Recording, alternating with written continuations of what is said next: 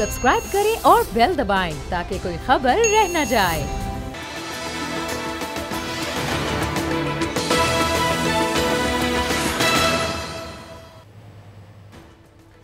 अस्सलाम वालेकुम, मैं हूं फैसल अजीज खान और आप देख रहे हैं अब बात होगी। इमरान खान साहब ने वो जो वादा मुसलसल करते आ रहे थे कि वो 50 लाख घर बनाएंगे और उन लोगों के लिए बनाएंगे जो तनख्वाहदार लोग हैं, सस्ते घर होंगे, उसका एक और प्रोग्राम है, उसका इफ्तिताह किया है, यानी कि संगे बुनियाद रखी कोयटा के अंदर। कहते हैं कि नौजवान कंपनियां बनाएं और ऐसी कंपनियां बनाएं जिससे वो घरों की तामीर के अंदर आगे आएँ। इमरान खान ये भी कहते हैं कि अगर घरों की तामीर से पाकिस्तानी मईशत को मुस्तकम किया जाए तो तकरीबन 40 से ज़्यादा सनतें जो हैं उससे वाबस्ता हैं, उनको फ़ायदा होगा। लेकिन साथ साथ एक और इन्वायरमेंट भी है। एक और इन्वायरमेंट यह है कि पाकिस्तान में महंगाई बड़ी ठीक ठाक तरीके से बढ़ रही है, उसको रोकने के अहकामात या इक़दामात या कोई ऐसा मंसूबा सामने नहीं आ रहा। डेली बेसिस के ऊपर महंगाई में इजाफा हो रहा है और कोई भी ऐसा मंसूबा सामने नहीं है जो रमज़ान के अंदर इसको कंट्रोल करे या कोई ऐसा मामला करे। एक और चीज़ जो सबसे अहम है, जो पिछले 2 दिन के अंदर हमारे सामने आई है कि वो काबीना इमरान खान साहब की थी, तहरीक इंसाफ की थी, पीटीआई के नज़रिए पे थी। 22 साल तक स्ट्रगल जिसने किया, 22 साल के स्ट्रगल के बाद हुकूमत बना ली और उन्होंने कहा कि मेरी टीम सबसे ज़्यादा मजबूत होगी और मैं टीम बनाने में माहिर हूँ। उनकी टीम ऐसी नज़र आई है जो टीम पाकिस्तान पीपल्स पार्टी के पास थी, सेम टीम यूसुफ गिलानी साहब के पास थी, वही टीम इमरान खान साहब के पास है। ये क्या मामला है, वो नज़रियात कहाँ गए? और सबसे इम्पॉर्टेंट चीज़ है जो इमरान खान साहब ने अपने दोस्तों को अपने साथ रखा हुआ है। कुछ दोस्तों को नाराज़ किया है, कैबिनेट से हटा दिया, लेकिन बहुत सारे और लोग भी उनके दोस्त हैं। उनकी परफॉर्मेंस कैसी है? अली जैदी साहब की परफॉर्मेंस कैसी है? पोर्ट एंड शिपिंग में उन्होंने कितना काम कर लिया है, किस किस तरह का काम कर लिया है? पोर्ट एंड शिपिंग क्या काम कर रही है? फैसल वाडा साहब उन्होंने कितना अच्छा काम किया है? जुल्फी बुखारी साहब उनकी कारकर्दगी क्या है? और भी बहुत सारे ऐसे दोस्त अहबाब हैं उनके जो उनकी कुर्बत की वजह से काबीना के अंदर हैं। तो वो कुर्बत काबीना के अंदर कारकर्दगी की बुनियाद पर है और मुराद सईद साहब उनकी परफॉर्मेंस के सतह पर है। इन सब पर भी हम बात करेंगे। लेकिन सबसे पहले मैं अपने जो गेस्ट हैं स्टूडियो के अंदर बैठे हुए हैं, ए हक साहब सीनियर सहाफ़ी हैं, लंदन से इनका ताल्लुक़ है, कराची आए हुए हैं। पाकिस्तानी बड़ी तादाद के अंदर यूके के अंदर मुकीम हैं और कहा जाता है कि छोटा पाकिस्तान है यूके। इस हवाले से उनसे बात करेंगे कि जो वहाँ पाकिस्तानी हैं वो क्या सोचते थे, उन्होंने क्या अंदाज़ा लगाया था इमरान खान साहब के बारे में। इमरान खान साहब हुकूमत में तशरीफ़ लाएंगे, काबीना बनाएंगे, काबीना बनाने के बाद हुकूमत करेंगे तो वो बातें जो नवाज़ शरीफ साहब और राशिद अज़हरी साहब से मुताल्लिक़ कहते रहे, क्या वो ठीक कर पाएंगे? हक साहब, एक तो शुक्रिया, आप प्रोग्राम में शरीक हैं। क्या लोगों के बारे में लोग इमरान खान साहब के बारे में इंतखाबात से पहले सोचा करते थे, अब जब वो हुकूमत में आ गए हैं, अब जब वो डिलीवर करने की पोजीशन में हैं और 9 महीने के अंदर फॉलो ऑन उनका हो गया, उनकी पहली इनिंग आउट हो गई, ये मेन बैट्समैन उनके आउट हो गए हैं और बहुत सारे ऐसे लोगों को काबीना में ले आए हैं जिनका पीटीआई के फ़लसफ़े से इमरान खान से कोई ताल्लुक़ नहीं। क्या लंदन के लोग सोचते हैं? एज अ सहाफ़ी आप अगर बताएं। बहुत शुक्रिया फैसल जी साहब। देखें, ओवरसीज़ कम्युनिटी जो है वो उनकी सोच ये है कि कोई भी हुकूमत हो, कोई भी प्राइम मिनिस्टर हो, ओवरसीज़ कम्युनिटी जो है उनको भरपूर सिटिंग प्राइम मिनिस्टर की सपोर्ट करनी चाहिए, चाहे उनका किसी भी सियासी पार्टी से ताल्लुक़ हो। मगर इसके साथ साथ ओवरसीज़ कम्युनिटी ये भी सोचती है कि तनकीद बराए तनकीद भी जारी रहनी चाहिए। अब मेरे ख्याल से और ओवरसीज़ कम्युनिटी के मुताबिक इमरान खान साहब की मौजूदा हुकूमत और मौजूदा कारकर्दगी जितनी भी थी, ये तनकीद बराए तनकीद और तनकीद बराए इस्लाह से आगे निकल चुकी हुई है और आप यकीन करें कि इंतहाई अफसोसनाक कारकर्दगी है इमरान खान साहब की हुकूमत की। और अभी जिस तरह के आपने कहा, और 50 लाख घरों की जो बात हो रही है, शुरू में खान साहब और उनकी पूरी टीम आकर इस पर जो है वो दावे भी करते रहे। ओवरसीज़ के जो एडवाइज़र हैं वो भी बहुत दावे करते रहे। वो तो जुल्फी बुखारी साहब की मैं तो अभी आपको तफसील बताऊँ तो यकीन करें यहाँ पर कोई हो सकता है मेरा वापस जाना ही जो है नामुमकिन हो जाए। मगर ये मैं आपको बताऊँ कि साहब, मैं आपको यहाँ रोक रहा हूँ, जुल्फी बुखारी पर हम बात करेंगे, लेकिन हमारे साथ जो पाकिस्तान की सबसे बड़ी और वाहिद हैं, उनकी जो एसोसिएशन है आबाद, उसके चेयरमैन हमारे साथ मौजूद हैं, हसन बख्शी साहब। बख्शी साहब, इमरान खान साहब मुसलसल ऐलानात कर रहे हैं। इस्लामाबाद में चंद रोज़ पहले ऐलान किया, आज कोयटा में ऐलान कर दिया है 50 लाख घर बनाएंगे। लोग बहुत खुश हैं, अच्छा लगता है, बड़ी अच्छी खबरें हासिल होती हैं। 50 लाख घर बनेंगे, इंडस्ट्रीज़ जो है उससे कनेक्ट हो जाएंगी, फ़ायदा होगा। लेकिन ये तमाम चीज़ें आपको प्रैक्टिकल होती नज़र आ रही हैं? पार्लियामेंट से बिल पास हो जाएगा, फाइनेंस मदद करेगी, ये पैसे कहाँ से आएंगे, इतनी बड़ी इन्वेस्टमेंट कैसे होगी? बिस्मिल्लाहिर्रहमानिर्रहीम। शुक्रिया फैसल साहब आपका। देखिए, इसमें कोई दो राय नहीं है कि अगर ये एक बहुत बड़ा एम्बिशियस टारगेट है, पर इसमें भी कोई दो राय नहीं कि इस टारगेट के हुसूल करने में अगर पाकिस्तान सही मानों में लग जाए तो पाकिस्तान की 72 इंडस्ट्रीज करने लगेगी, रोजगार के जराए पैदा होंगे, रेवेन्यू होगा जनरेट, और लोगों को एक मुनासिब कीमत पे मकान मिलेगा। बिल्कुल ये हदफ मुश्किल है पर नामुमकिन नहीं है। दुनिया में टेक्नोलॉजीज आ चुकी हैं जहाँ पर इतने मकान बन सकते हैं, बल्कि चाइना में तो एक साल में बन रहे हैं। फाइनेंस की तो आपने बात की, इस वक्त 20 से 25 बिलियन डॉलर पाकिस्तानी बेचते हैं, वो 50% पैसे मकानों में या जमीनों में लगते हैं। अच्छा, तो आप ये समझो कि 10 से 12 बिलियन डॉलर तो इसमें लग रहे हैं। मुमकिन है कि इतनी ही रकम की मजीद गुंजाइश होगी हर साल। लाइन ड्रॉप हो गई है हसन बख्शी साहब की। मैं आपको सुनवाता हूँ इमरान खान साहब ने आज कोयटा में क्या कहा इस हवाले से। आप ज़रा देखें जब तक हसन बख्शी साहब से दोबारा भी रब्ता करें। इमरान खान साहब ने आज खिताब करते हुए कोयटा में क्या कहा, सुनिए।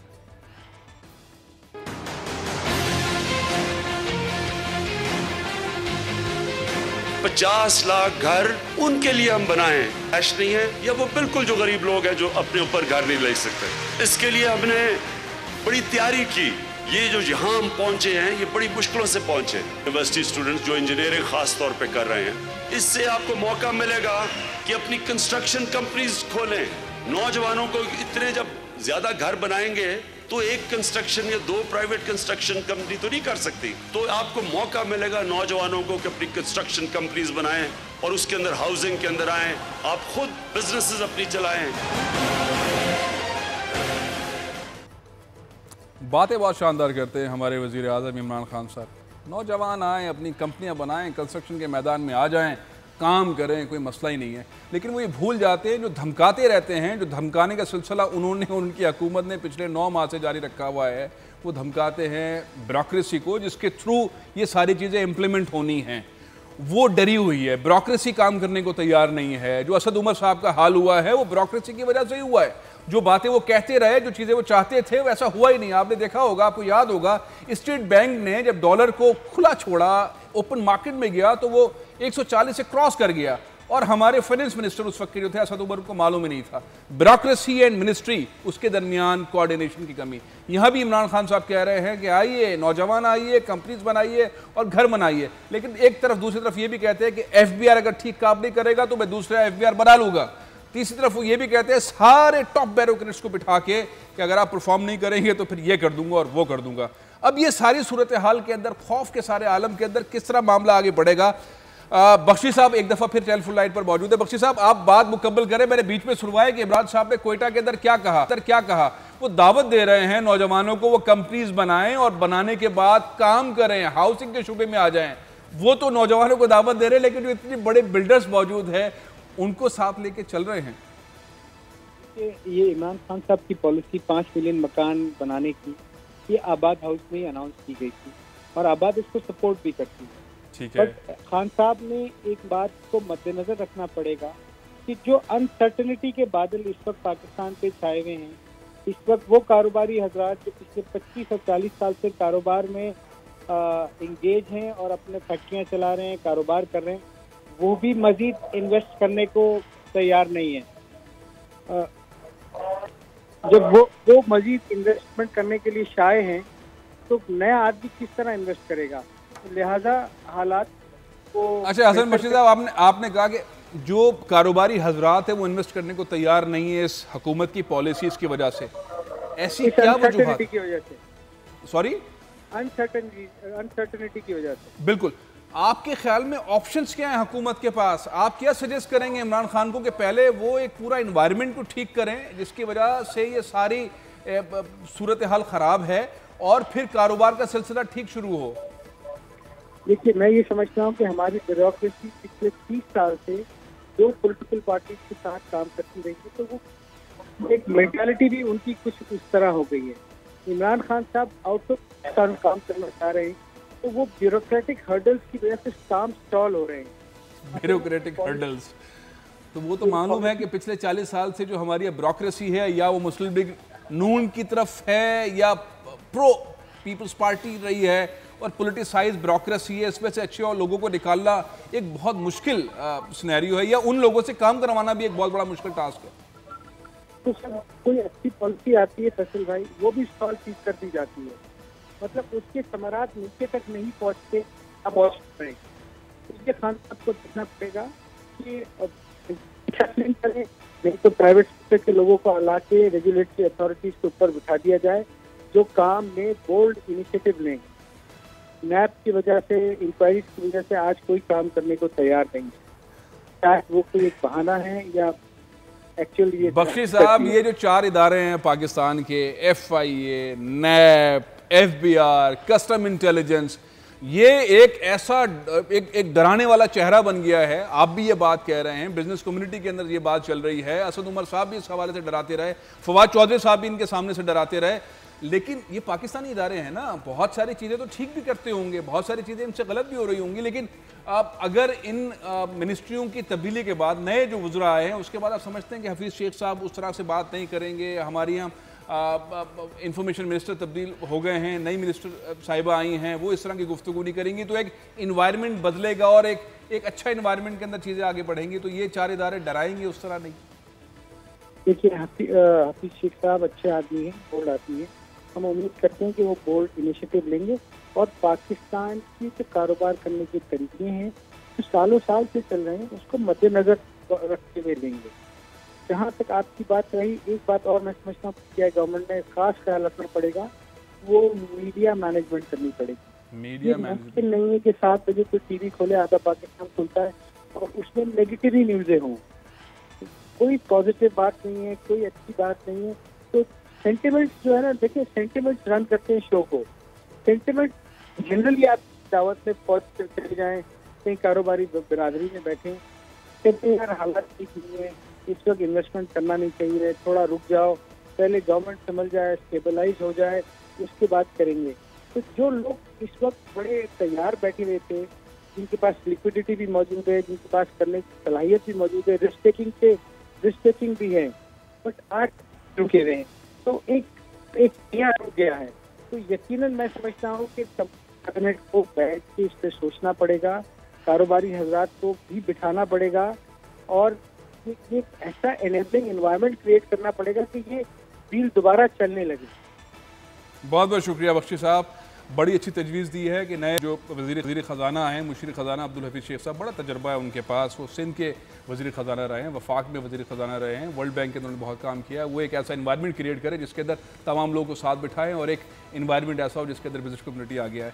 लेकिन ये जो काबीना है, इस काबीना के जो लोग हैं, इस वक्त मैं आपको चाहूँगा कि एक स्क्रीन के ऊपर आपको ये देखें ज़रा आप, ये जो आपके सामने आ रहा है, ये 2008 से 2012 तक की जो काबीना है और इस वक्त 2019 में जो काबीना है, इसमें सेम चेहरे हैं, सिवाय बीच में जो आप दायरे में देख रहे हैं इमरान खान साहब और उस तरफ यूसुफ रज़ा गिलानी साहब, सारे नाम वही हैं, सारे चेहरे वही हैं। और इमरान खान साहब को जो फ़लसफ़ा था, जो उनकी टीम थी, जो मेन टीम है, मेन टीम जिसमें ख़जाना के मामलात हैं, जिसके अंदर इंफॉर्मेशन मिनिस्ट्री के मामलात हैं, जिसके अंदर मामलात है पाकिस्तान के दफ्तर ख़ारिजा के, और ये सारे मामलात वही लोग देख रहे हैं जो पाकिस्तान पीपल्स पार्टी के दौर में देख रहे थे। हक साहब क्या कहेंगे इसके ऊपर? सेम टीम, वही लोग, वही परफॉर्मेंस, PTI के फ़लसफ़े के साथ मुत्तफ़िक नहीं है। अक्सर शामिद कुरैशी साहब तो PTI के अंदर बाकायदा जम हो चुके हैं, लेकिन बहुत सारे लोगों के बारे में तो कहा जाता है पाकिस्तान पीपल्स पार्टी की ही प्रोडक्शन है, वो इमरान खान साहब के साथ, और इमरान खान साहब उनके साथ आगे बढ़ रहे हैं, तो ये तजाद है। फैज़ साहब, मैं पहले वो बात ज़रा कर दूँ जो मैंने नामुकम्मल हुई, और नामुकम्मल जो प्रोजेक्ट, जो कभी नामुकम्मल होने वाला प्रोजेक्ट, मैं एक पॉजिटिव बात करना चाहता हूँ, मगर अनफॉर्चुनेटली मुझे ये ओपिनियन देना पड़ेगा कि ये 50 लाख घर जो हैं, ये खूबसूरत ख्वाब है जो पूरा नहीं होगा।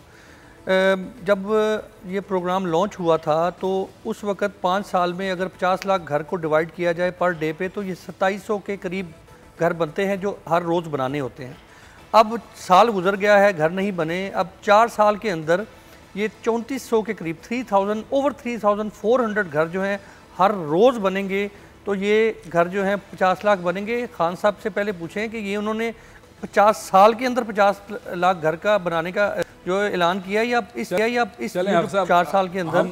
हमने आपके जवाब लिया। आपने कहा कि नहीं बनेंगे नहीं बनेंगे नहीं बनेंगे, वैसे एक रुकावट बहुत बड़ी ये भी है कि इस सारे मंसूबे को पार्लियामेंट से मंजूर करवाना है, और पार्लियामेंट के अंदर जो इस मौजूदा हुकूमत के रिलेशनशिप हैं अपोजिशन के साथ वो ऐसे हैं नहीं कि सामने बैठकर बात करके ये 50 लाख घर के मंसूबे से मुताल्लिक अप्रूवल लिया जाए। और फिर जो पाकिस्तान के ख़जाने की सूरत हाल है उसके अंदर भी मामला ये है, और जो बख्शी साहब फरमा रहे थे वो आपने सुन ही लिया। मैं चाहूँगा आरिफ जीवा साहब जो साबिक आबाद के प्रेसिडेंट हैं उनसे भी बात करें, उनका मौक़िफ़ भी लें कि क्या वाकई ऐसी गुंजाइश है कि 50 लाख घरों में से कोई 5 लाख, 2 लाख, 3 लाख, 8 लाख कोई घर बनने वाली गुंजाइश पैदा हो सकती है। जो काबीना वाली बात थी हक साहब, वो क्या कहेंगे? पाकिस्तान पीपल्स पार्टी के वही लोग इमरान खान साहब ने सारे अपने साथ मिला के अपने लेफ्ट राइट बिठा दिए, तो फ़लसफ़ा कहाँ गया तहरीक इंसाफ का? वो फ़लसफ़ा जिसके ऊपर वो लड़ते रहे, झगड़ते रहे, मुकाबला करते रहे, आवाम ने उनको वोट दिया उस फ़लसफ़े के ऊपर, लेकिन लोग तो सारे वो लेकर बैठ गए। तो ओवरसीज़ पाकिस्तानी इसके ऊपर जो बहुत बैकअप करते रहे हमेशा से इमरान खान साहब को, उनको तो ज़रा धचका लगा होगा। मैं आपके प्रोड्यूसर साहब से रिक्वेस्ट करूंगा, अगर उनके पास टाइम हो, प्रोग्राम ख़त्म होने से पहले इमरान खान साहब का वो क्लिप ज़रूर चलाएं जिसमें उन्होंने कहा था कि मैं शेख रशीद को चपड़ासी न रखूं अगर मैं हुकूमत में आऊं और मैं इसके साथ काम ना करूं। तो उस से मैं लिंक करूंगा इस बात को कि आप ये देखें कि सारी ज़िंदगी या जब भी हुकूमत में आए हैं, हुकूमत में आने के लिए इन्होंने गालियाँ दी हैं पाकिस्तान पीपल्स पार्टी को, पाकिस्तान मुस्लिम लीग नून को, और अवाम ने तो इनको वोट दिए हैं against Pakistan Peoples Party, Pakistan Muslim League Noon, और इनके अपनी पॉलिसी, अपने फ़लसफ़े, अपनी सोच, अपनी फ़िक्र पे इनको वोट दिया। अब किस मुंह से ये अवाम को जवाब दे हैं और किस मुंह से जो है वो खड़े होकर इतनी बड़ी बड़ी तकरीरें, आज देखें कितनी ज़बरदस्त उन्होंने जलाली तकरीर की है, मगर फैक्ट्स एंड फिगर पे बात ही नहीं करते। अब ये जो पिक्चर आप दिखा रहे हैं स्क्रीन पर, एक इंतहाई अफसोसनाक बात है। फिरदौस आशिक वान जो हैं, जिनको जो सारी ज़िंदगी जो है वो पीपल्स पार्टी को गालियाँ देती रहीं, इन्होंने फिरदौस आशिक वान को पता नहीं किन किन लगव ख़तबात जो है उनसे नवाजा। आज जो है इनकी काबीना का हिस्सा है, और ना सिर्फ काबीना का हिस्सा है, तर्जमान है, पाकिस्तान हुकूमत की तर्जमान है, और इनमें क्वालिटीज़ हैं ना, इस वजह से हैं वो। तो सर ये क्वालिटी जब वो पाकिस्तान पीपल्स पार्टी में थी उस वक्त नज़र नहीं आ रही थी। नहीं, मेरा पॉइंट ये है कि पीटीआई की जो मेन टीम थी, जिसके बारे में इमरान खान साहब कहते रहे कि मैं टीम बनाने का माहिर हूँ और आप टीम देखेंगे जो परफॉर्म करेगी, उस टीम में ये नहीं थी। और जो वो टीम के लोग हैं वो टीम कहाँ है? खान साहब, आरिफ जीवा साहब एक बहुत ही मौजूद शख्सियत है बिजनेस कम्युनिटी की, और आबाद के साबिक चेयरमैन है, इस्लामाबाद से हमारे साथ टेलीफोन लाइन पर मौजूद हैं। आरिफ जीवा साहब, आप मुतमईन हैं इमरान खान साहब की परफॉर्मेंस से, जो वो बार बार तब्दीलियां कर रहे हैं, एक खिलाड़ी को बाहर निकालते हैं, दूसरी टीम के अंदर ओपनर्स चेंज कर देते हैं, और साथ साथ वो 50 लाख घर वाला जो उनका सबसे बड़ा फ्लैगशिप प्रोग्राम है जिसके आज फिर अनाउंसमेंट उन्होंने की है, आपको होता नजर आ रहा है? जी अस्सलाम वालेकुम। वालेकुम सलाम। देखें फैसल भाई, बात ही इमरान खान से तो मैं क्या, अपोजिशन भी जो है वो मुतमईन है, और जब भी वो बात करते हैं तो वो कहते हैं कि इमरान खान खुद तो अच्छे आदमी है, साफ आदमी है, लेकिन वही बात है कि आज कैबिनेट में जो चेंजेस हुई हैं उसकी बातें जो है वो पॉलिटिकल लोग ज्यादा बेहतर बता सकते हैं, लेकिन इन फ्यूचर क्या होना है मैं समझता हूँ अगले 6 माह बहुत इंपॉर्टेंट है इस बजट के बाद के। इस बजट के बाद क्या होना है, ये जो है बहुत इंपॉर्टेंट बात जो है वो हमें जहन में रखनी चाहिए, और इमरान खान की कंटिन्यूटी जो है इस बजट के बाद जो 6 महीने हैं वो बड़ी मैटर करती है। क्या मतलब इमरान खान साहब की आपको शक शुबा देंगे इमरान खान साहब बजट के बाद वजीर आजम नहीं रहेंगे? मैं 6 महीने मैं समझता हूँ बहुत इंपॉर्टेंट है इस मुल्क के लिए और इमरान खान की प्राइम मिनिस्ट्री के लिए। 6 महीने आगे के बहुत इंपॉर्टेंट है, 6 महीने ज्यादा, क्योंकि इस वक्त इमरान खान की पार्टी से तो 20% लोग भी जो है वो मिनिस्ट्री में नहीं है फेडरल के अंदर, मैं समझता हूँ। तो दूसरी बात ये कि जो 50 लाख घरों की आपने बात की है, ये जो आज अनाउंस हुआ है कोयटा में और 16 तारीख को जो इस्लामाबाद में अनाउंस हुआ है, मैं समझता हूँ ये सिर्फ जो है इसमें आम आदमी के लिए एक घर नहीं है, ये सिर्फ फेडरल एम्प्लॉयज के लिए और प्रोविंस के एम्प्लॉयज के लिए अनाउंस हुआ है। और ये बात अपनी चीमा साहब ने अपनी स्पीच में भी कही है कि ये जो है फेडरल एम्प्लॉयज और उसके लिए, और उसमें एक एड ऑन उन्होंने किया है कि फिशरीज के मुलाजमीन को जो है वो हम घर देंगे। इमरान खान साहब मुलाजमीन में आज पहली दफा किसी ब्यूरोक्रेट की तारीफ की है, इमरान जैब साहब की। हेलो, हाँ नहीं, ये आपने बताया, आप ये कह रहे हैं कि ये आम लोगों के लिए, आम पाकिस्तानियों के लिए नहीं, सरकारी मुलाजमीन के लिए ही है घर। अच्छा ठीक है, बिल्कुल ऐसे ही है, क्योंकि उन्होंने ऐसे ही है क्योंकि उन्होंने अपनी स्पीच में भी ये बात की है कि हम जो आज अनाउंसमेंट कर रहे हैं federal government employees housing foundation ये कर रहा है, और जो है वो दूसरा PHF कर रहा है, और ये प्रोग्राम भी उन्होंने ऑर्गेनाइज किया क्वेटा के अंदर आज, और उसमें आम आदमी के लिए कोई घर नहीं था। और ये जो 50 लाख घर हैं, इसके लिए इनको असेंबली से जो है वो इसकी अप्रूवल लेनी पड़ेगी। उसके बगैर जो है वो देखें, ये विजन जो दिया है वो आबाद नहीं 2012-13 में जब मोहसिन शेखानी साहब चेयरमैन थे और नवाज शरीफ साहब को ये विजन दिया था, और उसमें जो है वो रुकावट वही आई थी फोरक्लोजर लॉस की और प्रोविंस की। अच्छा, उसके बाद ये काम कर रहे हैं उसके ऊपर। आज 8 महीनों आबाद को साथ क्यों नहीं रखते? आबाद को साथ क्यों नहीं रखते? आबाद इतनी बड़ी तंजीम है, उसको देखिए मैं आपको एक बात बताऊं। बात ये कि आबाद को जो है वो इन्होंने, बात वही है, मैं वही कह रहा हूँ ना, ब्यूरोक्रेसी हर जगह हावी होती है। इमरान खान साहब को ये समझना पड़ेगा। आज उन्होंने इमरान ज़ैब खान की तारीफ की है, लेकिन उन्होंने भी जो प्रोजेक्ट दिए, पता नहीं इमरान खान की नॉलेज में ये बात आज थी या नहीं थी कि वो सिर्फ फेडरल गवर्नमेंट एम्प्लॉयज के लिए वो आज जो प्रोजेक्ट अनाउंस हुआ है, इमरान खान का विजन मुझे आज नजर नहीं आया वहां पर कहीं भी। तो वही तो बात हम कर रहे हैं, और हम तो पिछले 8 महीनों से ये बात कर रहे हैं कि जनाबे वाला आप जो है ये प्रोजेक्ट हमें दें, हमें ना दें प्रोजेक्ट, हम जमीन देते हैं, आप पानी, बिजली, गैस और फाइनेंस उधर पहुंचा दें, बाकी हमारा काम है। और प्राइवेट सेक्टर हर महीने 4-5 लाख घर दे रहा है। और आपके ये जो हक साहब ने जो बात की अभी, इन्होंने बहुत अच्छी बात की, फिगर भी दिया। 2700 का फिगर जो है वो पहले दिन आया था, 3400 पे पहुंच गया।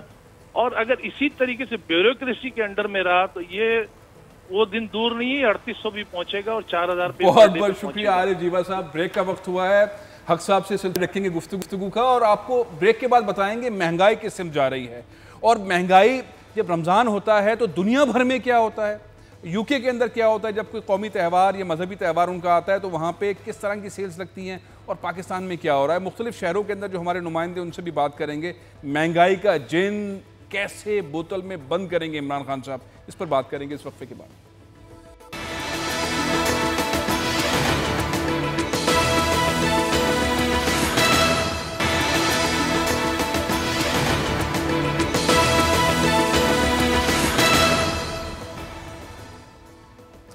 इमरान खान साहब 50 लाख घर बनाने के लिए जो तफ़्तीदौ कर रहे हैं, उसमें बहुत सारी मुख्तलिफ़ किस्म के नुक्ता नज़र सामने आ रहे हैं। काबीना से अप्रूव कैसे होगा, ये तो सिर्फ़ और सिर्फ सरकारी मुलाजमीन के लिए हैं। आम आदमियों के लिए कब बनेंगे, बनना कब शुरू होंगे, इंडस्ट्री को कब कनेक्ट किया जाएगा। आबाद वालों का आइडिया था तो आबाद को साथ लेके चला जाएगा, नहीं चला जाएगा। नई जो कंपनीज बनाने की बात कर रहे हैं, नौजवानों को साथ लेकर कि वो आएँ और इस इंडस्ट्री में काम करें, उनके लिए ब्यूरोक्रेसी वन विंडो ऑपरेशन शुरू करेगी या खौफ में ही बैठी रहेगी और उसके पीछे FPR, NAB, FIA, custom intelligence जैसे इदारे लगे रहेंगे। ये होगा किस तरह, एक बहुत बड़ा सवाल है। लेकिन इस वक्त सबसे बड़ा पाकिस्तानियों के लिए जो मसला है वो है महंगाई। और ऐसी एक लहर महंगाई की आई है जिसमें गोश्त, दालें, सब्जियां, सब कुछ महंगा हो चुका है। पेट्रोल की कीमत बढ़ चुकी है, मिट्टी के तेल की कीमत बढ़ चुकी है, बिजली के प्राइसेस बढ़ चुके हैं। ये किस तरह आके एक सिस्टम में होगा, किस तरह 2 हफ्ते तकरीबन बाकी हैं रमज़ान अल मुबारक में, और रमज़ान अल मुबारक जब आता है तो महंगाई में और इजाफा हो जाता है। मैं आपको मुख्तलिफ शहरों में जो हमारे नुमाइंदे हैं उनकी तरफ ले चलता हूँ। सबसे पहले हम चलते हैं इस्लामाबाद में, जहाँ पे अल्लाह दित्ता खान साहब हमारे साथ मौजूद हैं। उनसे पूछते हैं इस्लामाबाद में, कैपिटल में, महंगाई की सूरत हाल क्या। जी, इदारा शुमारियात के इदादो शुमार के मुताबिक सिर्फ फरवरी से लेकर मार्च के महीने तक 1.42% इजाफे के साथ महंगाई की शरह 9.41% तक पहुँच चुकी है।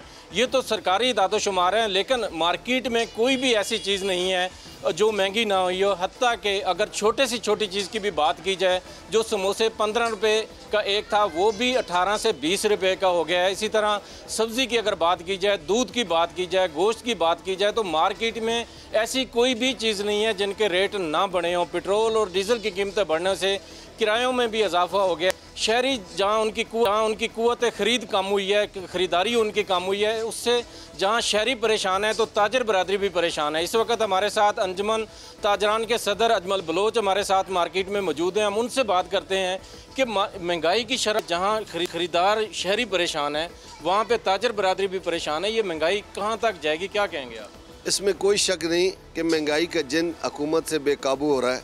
और हुकूमत को चाहिए कि फिलफौर इसके लिए कोई इकदाम करे, वरना लोग बड़ी मतलब बहुत पीछे चले जाएंगे। हम इस वक्त आम आदमी की ख़रीदारी क़ुव्वत ख़रीद बिल्कुल कमज़ोर हो चुकी है और उसमें ताजर भी इसी तरह, किराए ज़्यादा हैं, महंगाई बढ़ने की वजह से लोग ख़रीदारी कम कर रहे हैं, जिसकी वजह से दुकानदार भी परेशान हो रहे हैं। तो यही माशी हालात कमज़ोर होने की यही वजह।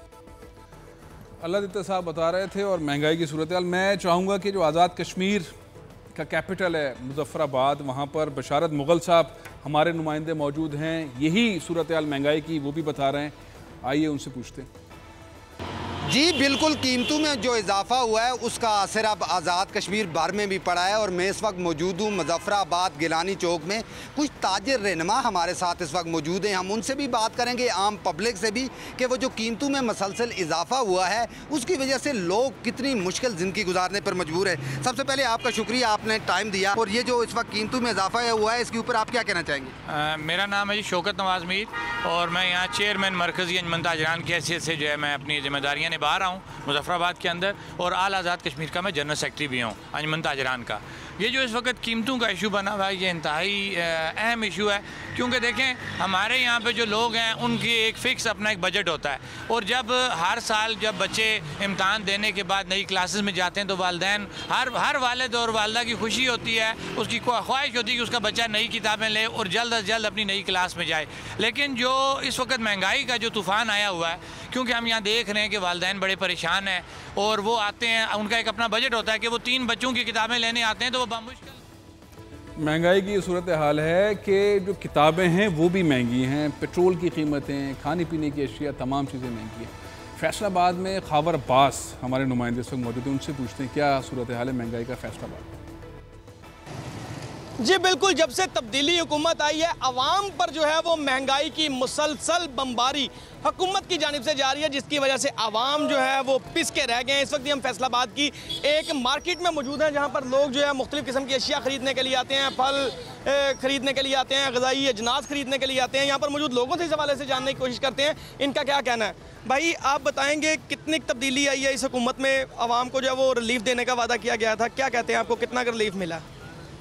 सर ये मैं समझता हूँ कि रिलीफ के नाम पर धोखा दिया गया है पाकिस्तानी अवाम को। गरीब आदमी ने इमरान खान को वोट दिया था, इसने आते ही गरीब आदमी को जो है ना तंग कर दिया है, गरीब के ठेले उठा दिए हैं, ठीक है ना, अमीर आदमी को कोई नहीं पकड़ने वाला। अब तो कानों से धुएं निकल आए हैं सब्जी का रेट सुन के, ठीक है। ये कैसी हुकूमत है जो कहती थी कि अवाम को रिलीफ मिले?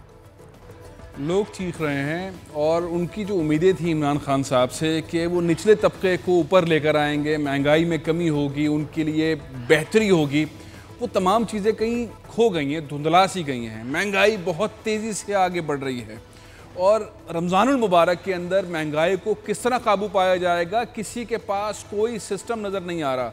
और इमरान खान जैसी शख्सियत जो कि 22 साल तक यही सारी बातें कहते रहे, करते रहे और इसके ख़िलाफ़, महंगाई के ख़िलाफ़ बहुत सारे मुजाहरे करते रहे, वो इस वक्त इसको नोट नहीं कर रहे हैं, उस नोटिस नहीं ले रहे, अहकामात जारी नहीं कर रहे हैं। एक इम्पॉर्टेंट सूरत हाल ये भी है जो हमारे ताजिर बिरादरी को और जो ताजिर बिरादरी के जो मुख्तलिफ तंजीमें हैं उनके अहदेदारान को नोट करने की ज़रूरत है, बल्कि उनकी नॉलेज में होगा, दोबारा से याद दहानी कराने की ज़रूरत है कि जब दुनिया भर के अंदर क्रिसमस आता है या कोई और त्यौहार आते हैं तो वहाँ पर 50%, 60% और इस तरह की सेल्स लग जाती हैं तमाम खाने पीने की अशिया के ऊपर।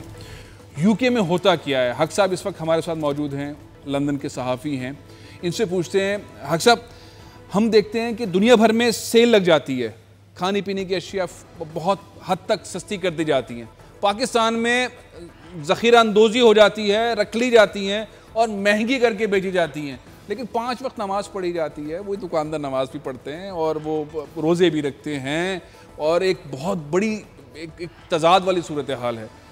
आखिर वहाँ पर जो इतनी बड़ी पाकिस्तानी मुसलमान कम्युनिटी है वो भी 50%, 60%, 30% जो भी रियायत होती है वहाँ पर रमज़ान के दिनों में रियायती सेल्स लगती हैं? डेफिनेटली जी।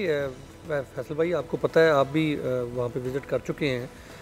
इससे पहले मगर मैं एक बात जो है ना, मैंने अभी एक शहरी की बात सुनी कि कानों से धुआं निकला है, तो लोगों की चीखों पुकार सुनते ओवरसीज़ कम्युनिटी के भी हर पाकिस्तानी के जो कानों से जो है ना धुआं निकल रहा है कि जिस तरीके से वो बेचारे बिलक बिलक के अपनी ज़िंदगी गुजार रहे हैं, और इंतहाई अफसोस की बात है कि ओवरसीज़ पाकिस्तानी क्यों बिलक बिलक के वहाँ महंगाई हो गई। ओवरसीज़ पाकिस्तानी जो हैं उनके कानों से भी धुआं निकल रहा है। उनको भी सख्त इस बात का अफसोस है कि पाकिस्तानी जो यहाँ पर मौजूद हैं, जिस तरीके से गरीब कौम जो हैं वो इस वक्त इंतहाई बहुत ज़्यादा एक कह लें मुश्किल हालात जो है उसमें गुजारे, और ये महंगाई की वजह से। अच्छा। और आप खान साहब की जिस तरह आपने भी बात की, खान साहब ने तो वोट ही जो है महंगाई के दूर करने के लिए लिया, और इस तरफ आप लूटा हुआ पैसा वापस लाऊंगा और महंगाई को और निचले तबके के ऊपर लेकर आऊंगा। पाकिस्तान की तारीख रकम कर दी गई है। अब जो है वो पूरा फैक्ट एंड फिगर निकाल लें, इस वक्त पाकिस्तान की तारीख की सबसे ज़्यादा महंगाई जो है इस वक्त है, और ये आगे बढ़ने जा रही है। जहाँ तक बात है यूके की, सर वहाँ पे है इंसानियत, वहाँ पे इंसानियत की खिदमत की जाती है, वहाँ पे इंसानियत की कदर की जाती है। आप ये देखें, रमज़ानुल मुबारक की तो बात अभी कर रहे हैं, जो इंग्लिश कम्युनिटी है जिनका इस्लाम से दूर दूर तक कोई ताल्लुक़ नहीं है, वो एहतरामन मुस्लिम कम्युनिटी के लिए अभी आप देखेंगे तो बड़े बड़े स्टोर जो हैं रमज़ान ऑफ़र लेके आते हैं। मैं किसी ब्रांड का नाम नहीं लूँगा, वो रमज़ान ऑफ़र लेके आते हैं और वो रमज़ान की मुबारकबाद देते हैं, वो 50% डिस्काउंट देते हैं, by one get one free देते हैं। अब ये यहाँ के लोगों को कैसे समझाया सिखाया जाए। एक और इशू भी है, वो ये हुआ है कि हमारे जो वफाकी वज़ीर सेहत साहब, उनको को काबीना से हटा दिया, कोई और वजारत भी नहीं दी गई, उनकी कोई आवाज़ भी नहीं सुनी, उनको निकाला क्यों गया। लेकिन बताया जा रहा है कि जो फार्मास्यूटिकल कंपनीज थी उनके साथ मिली भगत से उन्होंने दवाओं की कीमतों में 200% तक इजाफा करवाया और ज़ाहिर फ़ायदा भी उठाया होगा। हमारे साथ इस वक्त आतिफ बिल्लू साहब मौजूद हैं, जो कि जो एसोसिएशन है सारे पाकिस्तान में और कराची में जो दवाएँ होलसेल की बेचते हैं उसके नुमाइंदे हैं। आतिफ बिल्लू साहब, वज़ीर आज़म पाकिस्तान ने नोटिस लिया, कहा 3 दिन के अंदर दवाओं की कीमतें वापस कर दी जाएँ और सस्ती कर दें, उसी रेट पर ले आएँ। अमल दरामद हुआ है अभी तक उस पर? वालेकुम सलाम फैसल भाई, पहले भी ये बात थी कि इन्होंने 3 दिन के अंदर कहा था कि इस दवा की कीमतें वापसी आ जाए।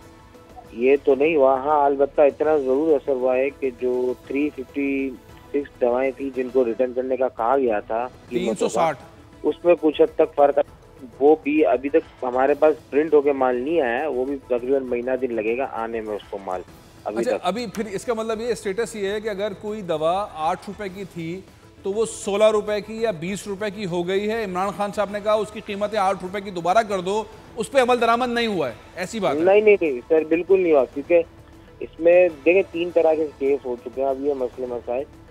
तो इमरान खान साहब के बोलने से पहले 356 दवाओं की कीमतों का उसमें रेट रिवर्स का नोटिस आ गया था। अच्छा। इसके बाद 9 से 15% दवाओं की कीमतों में इजाफा हुआ, फिर हार्डशिप केसेस में इजाफा हुआ, तो ये 200 या 100% जो भी था वो दवाओं की कीमतों में इजाफा हुआ। फिर मीडिया की तरफ से हलचल हुई, सब तरफ आवाज उठी, तो खान साहब को होश आया और उन्होंने बोला कि 3 दिन के अंदर दवाओं की कीमतें जो थी उसी रेट पे ले आओ।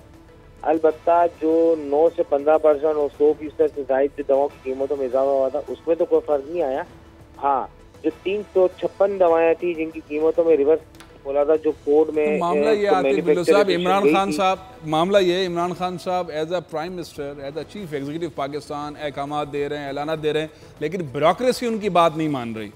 वो फार्मास्यूटिकल कंपनीज और साबिक वजीर साहब, उनका एक पूरा कंसोर्शियम था, उन्होंने मिलकर पाकिस्तानियों का खून चूसा, उन्होंने दवाओं में इजाफा कर दिया। इमरान खान साहब कह रहे हैं प्राइस कम करो, लेकिन अमल दरामद नहीं हो रहा। ऐसा ही है। और इस सारे सूरत हाल के अंदर अगर अमल दरामद नहीं होता तो क्या होगा? आप लोगों का बीच का रोल क्या होता है? आप होलसेल मार्केट में क्या करेंगे? जो रेट्स हैं उसी पे चलाते रहेंगे, या जो अहकामात नोटिफिकेशन आ गए रेट्स कम करने के बाद आगे भेजेंगे? क्या करेंगे आप?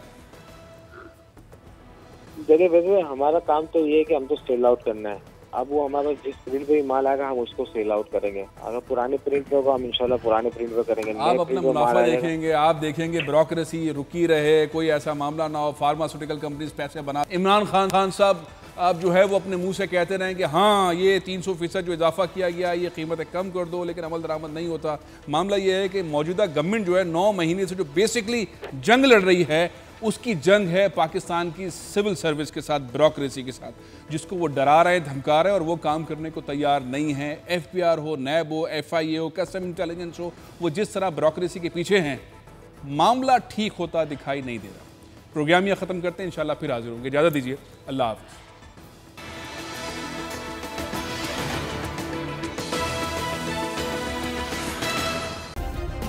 सब्सक्राइब करें और बेल दबाएं ताकि कोई खबर रह न जाए।